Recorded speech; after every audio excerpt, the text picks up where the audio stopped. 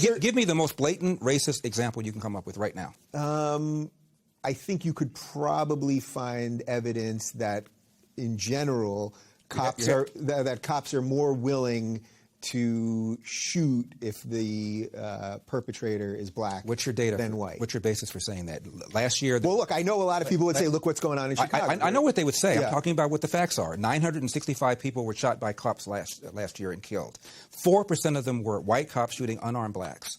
In Chicago in 2011, 21 people were shot and killed by cops. In 2015, there were 7. In Chicago, which is a third black, a third white, and a third Hispanic, 70% of the homicides are black on black. About 40 per month, almost 500 per year last year in Chicago, and 75% of them are unsolved. Where is the Black Lives Matter on that? The idea that a racist white cop and shooting unarmed black people is a peril to black people is BS. It's complete and total BS. And the reason for these so-called activists saying this is the assumption that racism remains a major problem in America. The media, CNN, especially MSNBC, runs down whenever a black cop shoots somebody, and it's some march on Washington. It's ridiculous. Black people, half the homicides in this country are committed by and against black people. Last year there were 14,000 homicides. I'm not talking about suicides. I'm talking about homicides. Mm-hmm. Half of them were black. 96% of them black on black of that 7,000. Where's the Black Lives Matter people on that? You're the one who made the assertion that you think racism remains a major problem in America. I asked you to give me an example. You gave me white cops going after blacks. As far as I'm concerned, you didn't hold it up very well. What's the other argument you have? What's the other thing? Well, I don't know that it's systemic in the sort of macro sense. I'm not mad. I just want to know what it is you're talking about. That's exactly what. Believe me, that's 100% why I wanted to have you. Blacks are not getting into school. BS. We have affirmative action. So a black person with an SAT and a GPA of X will get into a school faster and easier than a white person with an SAT or a GPA of X. And if going to school is a route to the middle class, you can make an argument that blacks have an easier route to the middle class. If you're talking about about poverty, the poorer you are, the more accessible loans and grants are for you. The problem, the biggest burden that black people have, in my opinion, again, is the percentage of blacks, 75% of them, that are raised without fathers.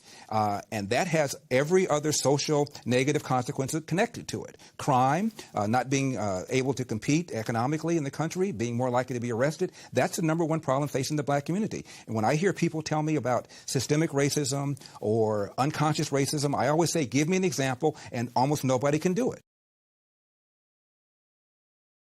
Yeah, for black people, racism is there, but it isn't everything. And I'm not a bad person if I think this. And more black people who do not need to say they're card-carrying Republicans and or my parents are immigrants to say, yeah, this message that we're being given makes us seem like children. Once I arrived at Columbia, I heard of this guy, John McWhorter, who I had no reason to believe anything about at the time. But I just went, I don't know, on a whim, I went to the library and just searched his name and picked the first book I could find, and it was called Authentically Black. And it's a series of essays he wrote in the early 2000s about the fact that it's viewed as authentically black to constantly point the finger at white people for any given problem in the black community, whether or not the evidence bears that out. And because it's viewed as authentically black, there's this incredible taboo on anyone who thinks differently. And I was reading these essays, and I remember thinking, oh my God, this is right. And I've never heard a black person say this out loud, but it's obviously right. And I didn't know you could say that. The way I see it, there are kind of two ways to study history. There's the conventional way, which is, you study World War I, you study the causes and consequences, read different takes on the significance, and once you've studied all you need to know, you move on to the next topic. But then there's a religious way of studying history, which is, it's not enough to know the facts. We have to go somewhere on Sunday, every single week, and talk about the same stories over and over again. So this is, it's the difference between how an atheist learns about the life of Jesus and how a Christian learns about the life of Jesus. and relearns it every week for the rest of their life. In my view, how we're looking at the history of race relations in this country, the history of racism, we are more and more putting it in the religious category of history, where I can read a piece about the history of lynching in the New York Times almost once every 2 or 3 months. Mm-hmm. Right? I mean, lynching is a decades-old crime at this point, and Jesus Christ, obviously it was a heinous stain on this country's legacy. But the number of deaths that is the highest amount quoted in the New York Times with regard to how many black people were lynched in this country is around 4,000, right? Every single year, twice that many black people die of homicide. And you just don't even hear about that in the New York Times. At the end of the day, homicide is the leading cause of death for young black men, aged 15 to 34, according to the CDC. It is not the leading cause of homicide for any other race or age group. Can we talk about that? Is it the case that we're so close to white people turning the hoses on us again, to the Sean Hannitys and their supposedly deplorable followers, that we're just so, the threat of white supremacy is so ever present, of resurgent white supremacy, that we can't talk about the leading cause of death among young black men? That is not sustainable. I mean, the fundamental problem I see with how the left in general thinks about race is that the concerns about race and racism are totally unattached to the degree to which black people are suffering on any given issue, right? So we're talking about the leading cause of death for young black men, and I never read about this in the New York Times. Mm-hmm. And I know that I won't, right? So this is a problem that is central. It is bigger than the problem of police violence. It is bigger than the problem of microaggressions. It is bigger than the problems of systemic bias. And yet there's virtually no concern for this on the left, because the way I see many progressives think about race issues is a perpetrator side concern, which is, if the perpetrators of the problem are white, then it's worth talking about. If the perpetrators of the problem happen to be black, then it's not worth talking about. The problem with that is that it's untethered to any concern for the level of suffering on this side, on the victim side. There's a bigger picture way to test the systemic racism hypothesis, which is to take two populations where it's a very messy, crude science experiment, but to take two populations where you're holding systemic racism constant, namely black Americans like myself and black immigrants, especially black immigrants from the West Indies and their children. So we're talking about immigrants from Jamaica, Barbados, other places in the West Indies, and specifically their children, their American-born children. So these are people you could not tell apart from black. Like, you couldn't tell if I didn't tell you that I wasn't the child of a Jamaican immigrant or something, right? And you find the thing about these is that these two populations differ in many ways. Some ways are very hard to quantify, but they differ culturally. They differ for all kinds of reasons, partially because the kind of immigrant who gets out of a Jamaica differs systematically. Is going to be disproportionately intelligent, disproportionately hardworking. Whatever the traits are that get you from Jamaica to New York, say, that's a cluster of attributes that makes that population differ. But there's one thing that is not different, which is they are subjected to whatever level of systemic racism exists. So Thomas Sowell has done good work on, back in the 70s, he showed that second-generation West Indians living in the same city as black Americans were earning 58% more. Right, so they're both being treated to whatever degree badly by white people. Whatever system you want to suppose is holding black people back is equally affecting both of them. The Columbia sociologist Van Tran has a great essay in which this difference is brought out. You find neighborhoods of black Americans right next to neighborhoods of black West Indians in New York. They're equally segregated from white people, so it gets rid of the idea that being segregated by itself or living around people who only look like you is inherently a disadvantage. It gets around the policing issue because these populations are being the police can't tell the difference between a second-generation West Indian and a black person. It gets around whatever level of systemic racism is or isn't in the pipeline with regard to schools. And you find wildly different outcomes. You find, rate of high school graduation much higher for black West Indians. Rate of enrollment in college much higher. Rate of professional occupations much higher. Crime lower, right? So this suggests to me that there are that the role of systemic racism, to whatever degree it exists, is minimal at this point.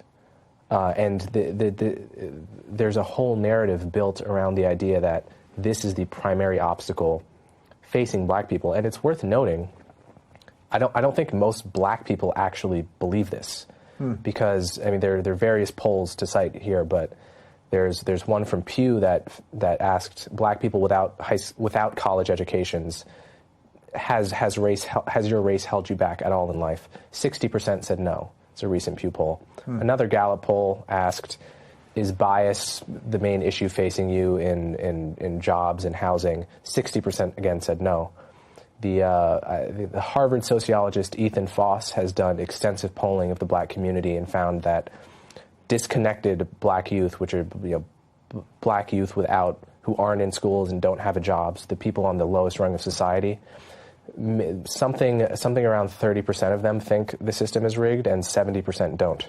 So what we're getting is the voices of black people who believe the systemic racism narrative promoted to the most powerful media positions in our country. So we're getting the impression that this is a uniform view, and it's not. So I guess it harkens the question, then I could ask this either way. What is it that the West Indian immigrants are doing right, or what is it that the other folks are doing wrong? Yeah. You can answer that in either direction you want to go first. Well, part of it is just immigration selection factors that I mentioned, right? So the kind of Jamaican or Barbadian who makes it off the island to New York is likely to be disproportionately hardworking, disproportionately X for whatever X factor is. And so in that sense, the direct comparison can be misleading, but just analyzing why these two populations differ, you find West Indian immigrants more likely to come from a two-parent home, more likely to have had a more classically socially conservative upbringing, which is, you don't talk back to your parents. Parents are rather strict. There are downsides, of course, to that style of parenting, but basically what I'm saying is that there are cultural factors that are important that differ between these two groups, right? You find there are many. This is where the conversation for many people gets especially uncomfortable, right? It's the idea that every culture, every subculture is identical in the behavioral patterns that are inculcated, and wherever there is a disparity in some outcome, it's not possible that culture accounts for some or most of that disparity, which I think is a very silly idea.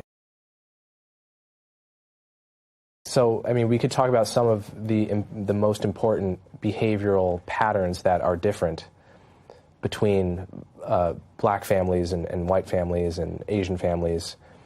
There are some statistics that I don't see any way in which this could possibly be explained by systemic racism. For example, one is that if you ask 13-year-olds if they've had their first sexual experience yet, you get 9% of whites saying yes. You get 21% of black people saying yes, right? So it's more than a twofold difference there.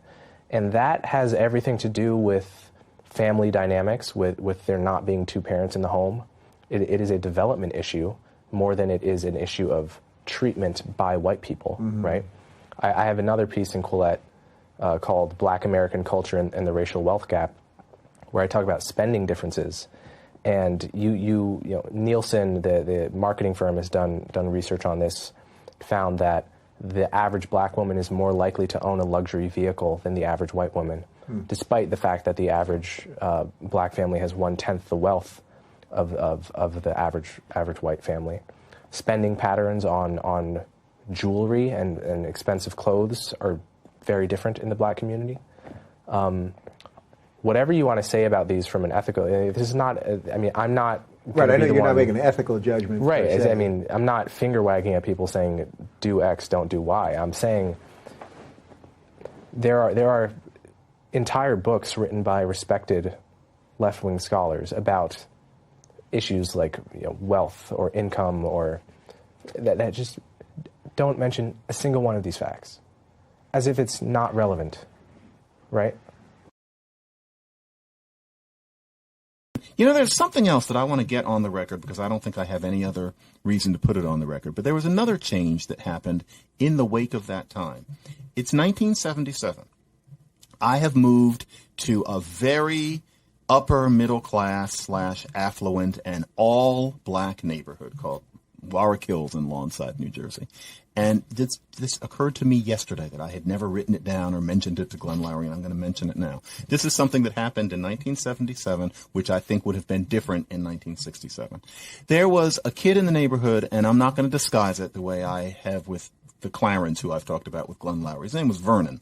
Vernon was handsome and muscular, and all the girls in the neighborhood liked Vernon. And, okay, that's great, but I remember how Vernon was always talked about. He had like an epithet. It was like the wine dark sea. Vernon's fine, and he has a B+ average. Always that. B+ average. He has a B+ average, not A-, not an A average, B+ average. Everybody thought of that as just astonishing about Vernon. That was a real indication of black people and the scholarly after the late 60s, because imagine a group of, say, Chinese American kids saying whatever is really great, and you know he has a B+. It's unimaginable. Or if those are immigrants' kids, imagine American Jews long past the Lower East Side. Imagine them saying, well, let's give him a name, Ethan. Ethan is really handsome, and you know what? He's got a B+. It sounds like another planet. These kids, well, he's got a B+ average. They had already settled in, and they're not reading any Tom Sowell. They're not reading white conservatives. They're just going around on their bikes. They have already internalized a sense that to be black means that you're only so scholastic. So to be black is not to fail. But Vernon's great because he has a B+ average, so he does pretty darn good in school, but not so good that it would make him unattractive. So not so well as the weird guys like, you know, John McWhorter and his friends Chris and Vince, where they're just too smart and therefore not attractive. And this is not to imply that we looked like Vernon, but still it was considered a big plus in Vernon that he had a B+ average. That was something that started only in the late 1960s. That's the sort of thing that's worrisome. And it shows that we're not talking about people walking around manufacturing a sense of hatred of the white person. All of this stuff is baked in. This is people who would never consider thinking any other way, and they didn't drink it in from listening to somebody on the radio. You had this among little kids who were running around in the most beautiful black neighborhood on earth. There wasn't a white person for a 2-mile radius. And so this had nothing to do with racism. It had nothing to do with discrimination. There were no cops around. It was just a new sense of what black identity was. Parable of the Pedestrian is a parable by the legal scholar Amy Wax. And it goes like this. Imagine that there's a pedestrian that is hit by a car and injured. Their spine is injured. And they go to the ER, the doctors do what they can, and when they wake up, they're told, the only way for you to fix this, there's no surgery, we just don't have the surgery. The only way for you to fix this is to go to physical therapy for 2 years every day. And you know, in that context, that pedestrian might feel, well, this is ridiculous. Why is it on me to fix this, right? It should be on the driver. I should be getting damages. The driver should be making me whole. He's the one that hit me, which is true. but just make the driver Bill Gates, so that if there were surgery that cost $1 billion, he could cover it. There just is no surgery. There's just nothing that exists. The only cure is for the pedestrian to work, as unfair as that is, right? It's not victim blaming in that context to say, you're the one that has to do this, even though you're not the one that caused the problem. So this analogy is to any feature of black culture that at this point is counterproductive and leading to bad outcomes that wasn't caused by black people. It may have been caused by slavery, caused by Jim Crow. But it's not just the person who causes something is not often able to fix it, or not always able to fix it. And this is loops back to reparations before. Like, how is reparations going to fix the taboo on academic achievement? No, I mean that's a problem that has to have an internal, bottom-up solution, even if it's a problem that was created by white people in the past. I think I was telling this to you before we filmed, but I think we live in a McCarthyist era with regard to especially racism, but also other isms. I mean, I hope historians look back on it as that, but we're getting people fired for saying the N-word in an anti-racist context. Papa John's, for example, the CEO of that got fired for saying the N-word. And there was no pushback on that. Yeah. The guy said it in the context of an anti-racist, right? Like recalling the racist of his youth and the heinous things they would say. Yeah. Right? And gets fired, gets his name taken off the gym of his local hometown. Just gets his reputation deep-sixed. And, right, so like, this is happening, it happened a month later to this executive at Netflix who's in a meeting about offensive words in Netflix's comedy context. So how do you have a meeting about offensive words without saying offensive words? Right. Unless you're just going to be talking like alphabet soup the entire time. So he says this, fired. So these are nobody, upon reflection, thinks that these people are racists. It is completely, it is analogous to McCarthyism in that sense, and the word racism has been denuded so fully of its moral valence and its moral charge at this point that people we're caring less and less about actual racism too. That's a fear here. Like once you strip this word of all its moral charge, then you have a boy who cried wolf scenario, which ends up backfiring spectacularly. And I would argue that is happening.